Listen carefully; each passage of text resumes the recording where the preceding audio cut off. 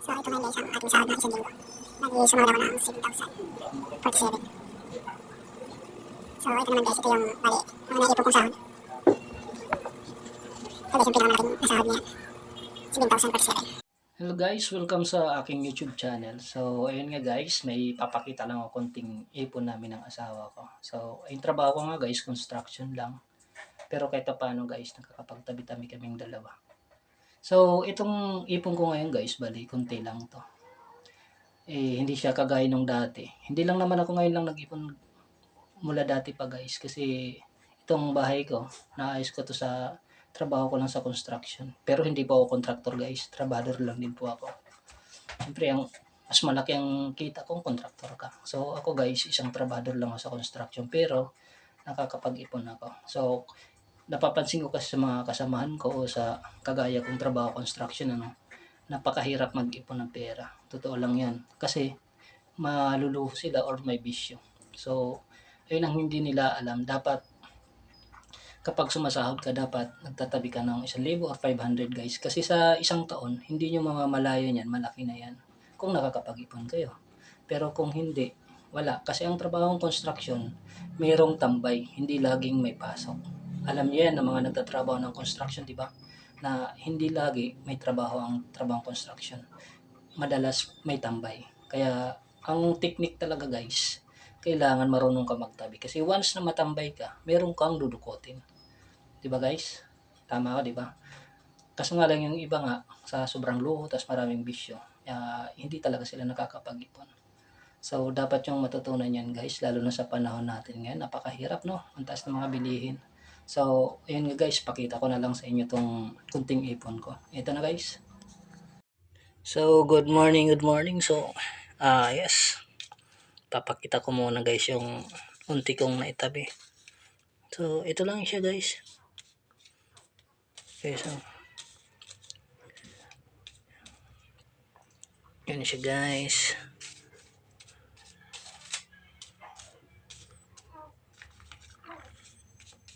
Yan guys, kahit construction lang yung trabaho ko guys, proud ako. Kasi kahit pa paano guys, yan, nakakapag tabi-tabi ako.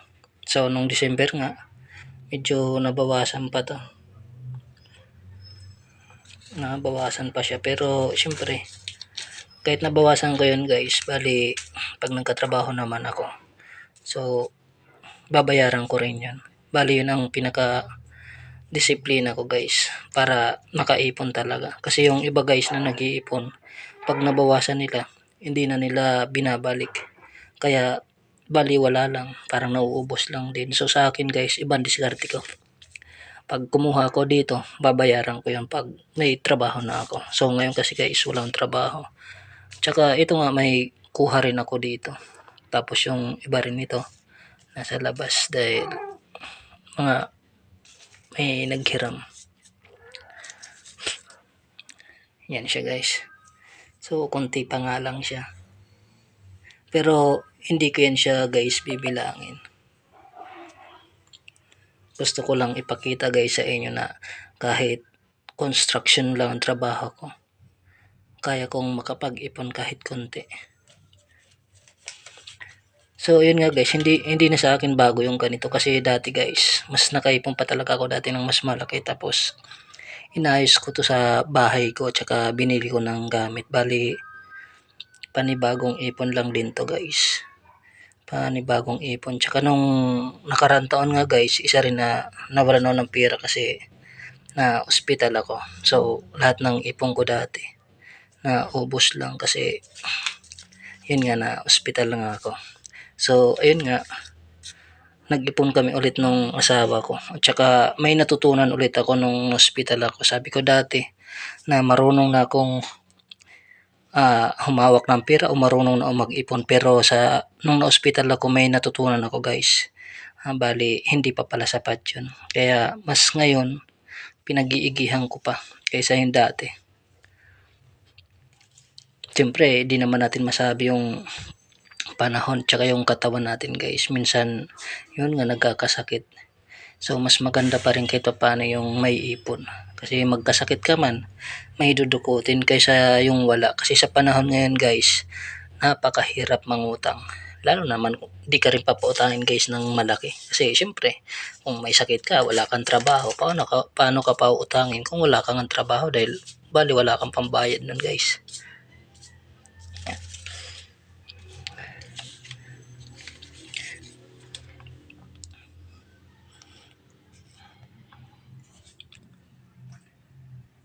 Bali, ito pa lang siya guys. Ayun nga, tulad ng sabi ko, hindi pa nga nababayaran yung iba kaya wala pa to dito. So, ito guys, ipapasok ko rin to sa bangko, sa bank account ko. Ipapasok ko rin to. Siyempre, kailangan mas safe siya. Ang pera dapat yan, pinapahalagahan guys. Lalo na sa panahon natin ngayon, napakahirap. Sobra. Ayun nga, yung payo ko lang din sa mga nagtatrabahong construction, ano. So, siyempre tipid-tipid lang, hindi pwedeng one day millionaire. Sa totoo lang, ang trabahong construction ay napakabilis ng pera.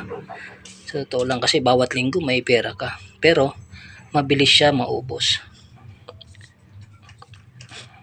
Tsaka sa totoo guys, ang construction naman ano, lalo na pag may overtime, malaki ang sahod. Malaki rin ang sahod. Basta masipag ka lang pumasok.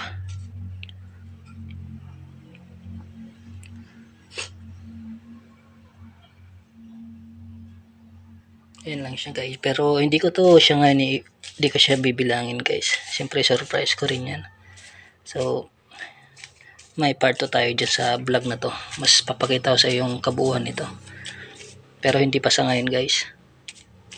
Pinakita ko lang to guys kasi proud ako kahit construction lang ako guys. Nakakapag-ipon ako kahit papano. So ayun guys, nakita niyo yung konting naipon ko. So ganun lang yun guys. Bali dapat marunong kayo magtabi. Tsaka dapat pahalagahan yung kita natin. Kasi ayun nga, merong tambay talaga ang trabahong construction. Yun ang natutunan ko. Kasi dati guys, bali tagal ko rin, di ba? Tagal ko na ang construction. So, ganun din talaga ako dati, gipit na gipit. Pagdating ng Sabado, pag nakauwi ka sa bahay nyo, ang pera mo, pambayad na lang sa utang mo. So, number 1 din guys, iwasan nyo yung pangungutang. Kasi, yun ang lalong magpapagipit. Sa totoo lang guys, ano, sana, yun, sana ano kayo ng diskarte kung paano makapag tabi kahit konti. Sana may natutunan kayo sa video ko na to guys. Bye bye.